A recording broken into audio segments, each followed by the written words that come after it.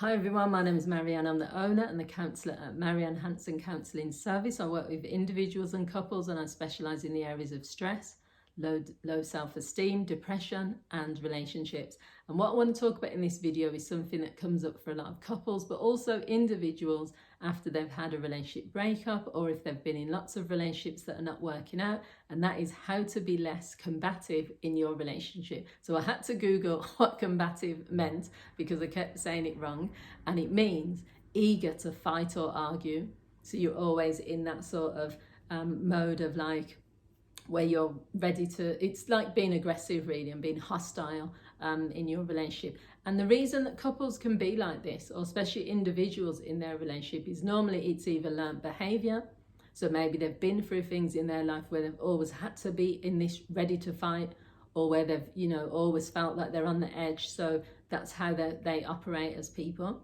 It could be because they've been in abusive relationships in the past, and that is how that's always been, has been a pattern of behaving that way. It could be a combination of someone's personality, that's just how they are, or it could be that they're not even aware that they're being like that. We're not always aware of our behaviour until we either get into therapy and then we start to explore it, or whether someone points that out to us, or whether there's a consequence for that behaviour. So your relationship might keep ending because of how you're behaving. So all I want to say really, and I've got some notes just to make sure I keep it succinct, is first thing you have to think about when you're always getting into like arguments, disagreements, or you're really combative in your relationships is, what is it that is more important? Is it more important for you to be right? Is it more important for you to win? Or is it more important that you resolve the issue? If the latter is more important, resolving the issue, then you need to then figure out a way to get your point across without it escalating all the time. And you need to figure about how to work on your communication, which is another thing. People need to work on their communication so that they're able to communicate in a mature, adult manner. So that when you need to work on this before you're in a relationship, so that when you get into a relationship and someone winds you up, or someone says something you don't like, or someone provokes you, or starts trying to get you to say something that you want them to say, or they don't listen to you, all these other things, you still need to use your tools of communication. So if you're a combative person, it means that no matter what someone says, you're always ready to fight, you're always ready to argue, you've always got an answer. And all it means is it destroys you as much as it destroys the relationship, because no one can function at that sort of stressful energy. So what you want to do is work on your communication and learn to be able to say, that's not acceptable how you said that to me, or I didn't like the way you ignored me, or do you know what, I'm not feeling good about where our relationship is going, or when you called me that name last night, that's not acceptable and that really hurt me, or whatever it is. Communicate what the issue is instead of getting into a fight or a battle.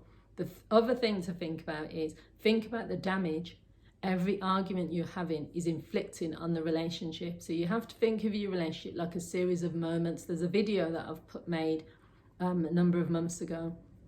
If I remember, I'll try to put it in the comments. And it's called A Relationship is Made Up of a Series of Moments. It doesn't matter how long you've been together with someone. Each time you interact as a couple, you want that interaction to be good. You want that person to walk away when they go to work, or walk away when you go to different bedrooms, or whatever it is. Whenever you're not apart from each other, you want them to feel good, that, oh, that was really nice, me and my partner. If every interaction is just arguing, nagging, moaning, negative energy, just making that other person feel uncomfortable or feel bad, then all they're going to be doing is questioning, why am I in this relationship if every time we come together there's nothing positive about it.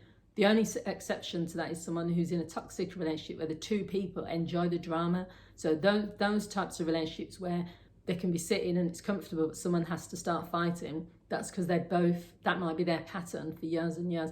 With the exception of that, most people want their partner to be, it's a safe place. It's a place where it's good company, you're doing nice things together, hopefully. So think about that every time you are being in combative mode. Every time you go into battle with your partner, you're destroying the relationship. And the final thing is to think about the language you use.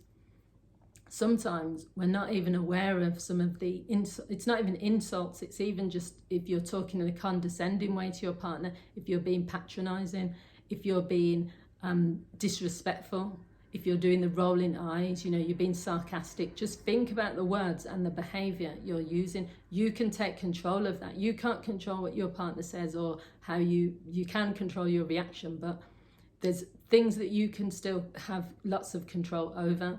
So if you decided you were not going to be a combative person, no matter what he does or she does, I'm going to walk away, or I'm going to take the, you know, the higher road, or I'm going to just be really clear in my communication. I'm going to make that person understand that this is how I communicate. Nothing you're going to do is going to get me a reaction where I'm throwing things at you or screaming at you.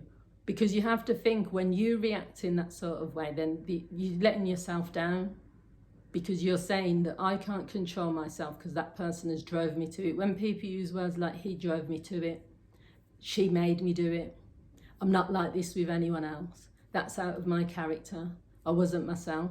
All of those things are just excuses because of the fact that your behaviour has got to that level and you don't want to say, I shouldn't have done that.